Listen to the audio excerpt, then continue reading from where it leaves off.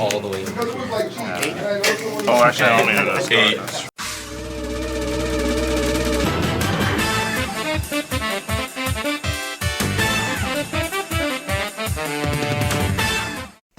Hey everyone, this is Curb, and I bring you another standard match. Today we have Orion on the left, playing Shiranui once again. He's doing a bit of a run back. If you remember the last time we had Orion playing Shiranui on the channel, he was up against me on my Levidras deck, and I kind of sacked the shit out of him. So let's go ahead and see how well he can do here. Anyways, we do have Shiranui going first here, so I'm assuming he probably lost a die roll because, like, as most dry deck sets, they do want to go second as opposed to going first. We do see a Foxhole being called here, one of like the few things that Levidras can really do in the early game.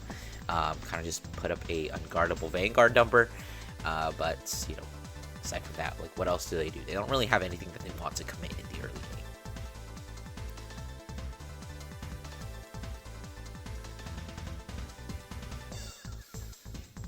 Okay, so looks like we're going to be discarding a front there to ride into the Fudai there.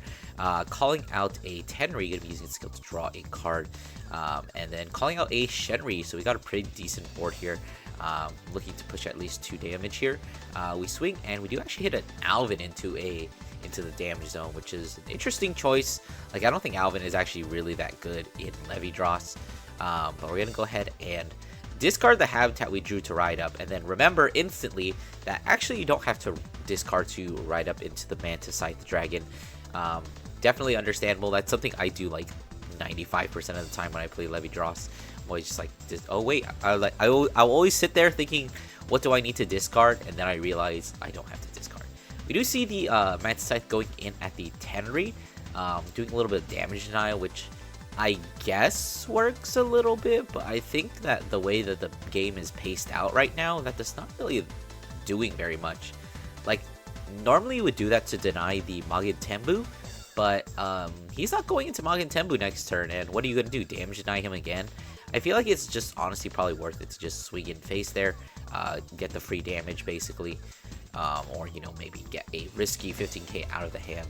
But looks like Orion is kind of struggling to get some pieces here, as we do just see the Fudai and the Shenri line being called here, not really having anything that he wants to commit quite yet. We do see a crit off the top there, and that attack is going to get PG'd. I don't know if I would have used a PG there. Like, well, I guess it does matter. Like, in any other matchup, I'd probably be like, okay, I'll just go to 4. This is fine. Because you're going into your turn 3, and turn 3 is where Emperio is basically able to stabilize the game a lot of the time, and like being at 4 is not that big of a deal most of the time. But considering this is Shiranui, you know, the deck that has a bunch of multi-attack, being at lower damage does allow you to have a better chance of actually, you know, hitting those defensives that shut down all the multi-attack. Looks like we are able to see the base Levidras here as we stick it into the soul. Then we're going to be putting 3 Infinity Eyes markers. Looks like we're putting 1 on our board, the front row, 1 on the opponent's, and 1 on ours too.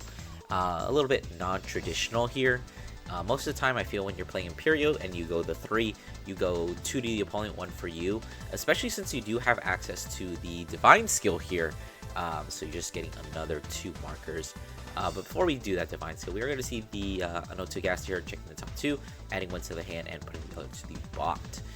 So we're going to activate Divine skill here, I believe. Yep, just activating the Levidras skill. We'll be putting 2 markers, 1 in the other front row and 1 in our other front row. Get that extra 10k. Like, Emperio, like I said, Emperio is technically a bit more of a defensive deck, so you would definitely be, I don't know if it's a defensive deck, it's like a mix, whatever. Anyways, doing the correct play here, which is to call out the Sharpnet before you play the Habitat. It would have been nice if we had been able to, you know, play the Habitat before going into the Onotogaster, but you know, it is what it is. I think we put him on bottom anyway, so it's not really gonna matter. So we do have the double Sharpnet here, which is pretty good, but like at the same time, like, double Sharpnet is like not as good as you might initially think, because you do need to retire 1 for each of their skills, and basically that ends up retiring like a whole bunch of your own board, and sometimes you do retire the Foxhole for that skill. Okay, so looks like we're calling out another Notogaster here and going straight into the battle before realizing that, yeah, that actually does not work. you do have to have only one Anotogaster in the back row. So going to be pushing the Sharpnet to the back row, swinging, counterblasting one, giving the Sharpnet the ability to attack from the back row. I mean, this is an okay board here. The one thing that maybe you could have done is, since you are going to Shiranui turn, well, actually it doesn't matter because they are already on grade 3, so even if you clear your own board, they'll still be able to call something back. But looks like we're going to get double trigger off the top here, a crit and a heal, giving all the effects to the Anotogaster, which is fine, I guess. I think Sharpnet just like hits better numbers because it does that extra 3k that makes it a little bit harder to guard. But the Anotogasters are scale in increments of 10, so it's not really as impactful. Swinging the first Anotogaster for the 30, deciding where we want to swing next. So we're just going to swing the Sharpnet. Gonna be at 33 plus that 5 with that plus 10k from the Foxhole. Swinging in, we're gonna take that. Ryan get a second blank on the defensive there. If we were able to hit at least one there, like if we hit the first defensive, both these attacks would at least be just like 15k guards. But as it stands, there's still 25k guards, making it very difficult. And as you see, we do see the Foxhole getting retired there. So hopefully we have a way to recur that for next turn. Otherwise, we might be a little cooked here. But we do have the Anotogaster here swing in for a pretty big number. Is that? Oh yeah, it's just 45 because he didn't actually use the skill to check the top deck. And it looks like Ryan doesn't have a PG here, so we're forced to hard guard this, which is very unfortunate. So I think that's 34. I think, did we overguard there, or did I mess up my numbers? Wait, does Anotogaster get +5 even if you don't pay the cost? That might have been what it was. I might have messed up the number there. But anyways, Ryan's going to be checking the drop zone because he has this funny little tech that he loves doing, which is calling out a 4k trigger because of the way that Shiranui scales on dominated attacks. It makes it hit magic numbers, which we're going to be seeing here. And of course, we are just verifying that you can actually use your own Infinity Eyes markers when the Shiranui attacks. I believe I did mention that in the last video as well. So looks like we're going to be discarding the promo, the Forbidden Evil Eye. That's going to let us use Mugen Tembu's skill for free. But we're going to go ahead and start off with that Stride skill, using the Anotogaster to swing in at the Vanguard, and actually counterblasting one for the Food Eye to give it an additional 10k power. So we are actually going to connect there, and we're going to hit into a draw trigger, which is definitely what you want to be seeing if you are going up against Shiranui, because the more defensive you hit, the easier it is to like guard most of the attacks. Now we're going to swing the Anotogaster in at the Alana, so basically just completely clearing the board, and the fact that it's a 19 out of 14 out of 4k makes it so that that would be a 20k guard, which is definitely not worth it at all. As we retire the rest of the board. But basically, you saw the Tenri there. The main reason you do that is just so you can bounce the Tenri back to your hand. Alright, so it looks like we're going to be calling out the 4 Revoltus, soul charging one. Pretty good soul charge there, using our last counterblast to call something. Yeah, it looks like the only thing we have that's really important to call there is the Shenri. And now that our opponent does have a fully clear board, we can you can easily just use that. So it looks like we're actually going to be moving things around because the Food Eye does actually have boost here. And it looks like we do have the Seke, which is, I guess, your best multi-attack here, because if you remember, Shiranui did actually get hit. There's one copy of Food Eye in the deck, so, you know, finding those resenders is much harder than it used to be. But we do see a very horrendous triple drive there, just 3 blanks. Swinging in the Seke. Obviously, there wasn't really any reason to restand it there, because if we had attacked with it and then restood it, it would have just been at 10k, or actually 15 thanks to the crest skill. But, you know, it's just really not worth it. It looks like we're not going to be using the Infinity Eyes marker there on the Ford Revoltus. Just taking that attack going to 4. And like I said, at this point in the game, you're probably pretty comfortable. Your opponent's at 4. You got a pretty decent chance of killing them this turn. Interestingly enough, we're gonna Persona Ride on the original Levidras, which, yeah, does work, but I don't know, like on paper it doesn't really make that much of a difference. All you're really losing out on is an additional Infinity Eyes marker, because if you had put the base Levidras, you would have just gotten 3. And I do think you get, well, you still do get the extra like Persona Ride power, and obviously you retain all the skills.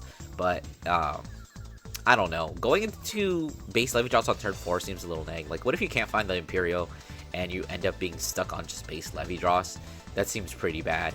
But anyways, we're going to be using the Anoto gas here. It looks like we found a Foxhole off the top. But we did have the Huli there in order to, you know, get it back if we really needed it. I mean, most of the time Huli is just reviving the Anoto gas here. But I guess since we had one in hand, we didn't really need to do that.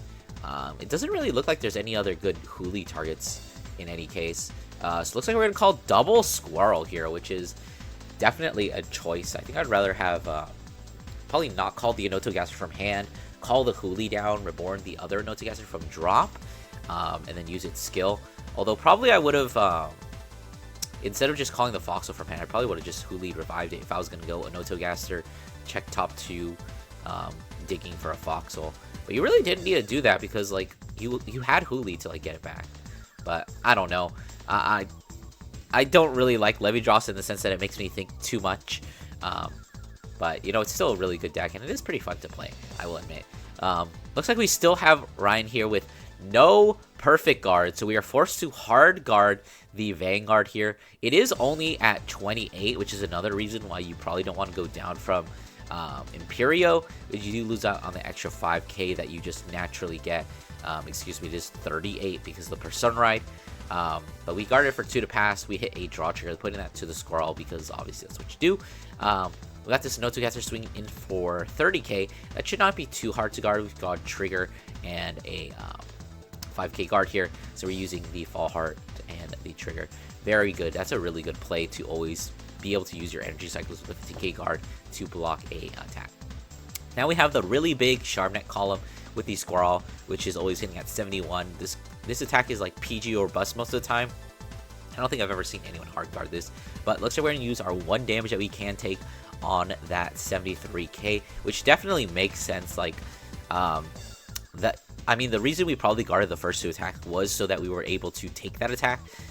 As we swing the front row Squirrel for just 28, not really a great number, but also like it's good enough because it's annoying. That's like a 20k guard, which is 2 cards unless you do see like your front trigger here. But that other Squirrel in the back is actually just like insanely powerful. As we 4-card guard the 28k, only 2 cards in hand, this 43 is going to be enough to finish the game. So I hope you guys enjoyed. Don't forget to do those YouTube things, like, comment, subscribe, and I'll see you guys in the next one.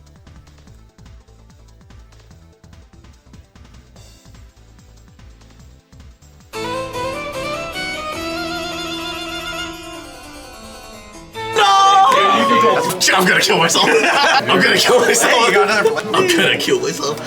And then I'm gonna check OT and be like, never kill yourself. No! It's so over. Hey, bro. Wait, we're so back. We're so back. We're so back. Never kill yourself. 2 damage. Never kill yourself.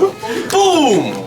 Bam! Heal trigger. Very cool. 10k to murder. Nice to there. Boom! Okay. I forgot to draw a card too.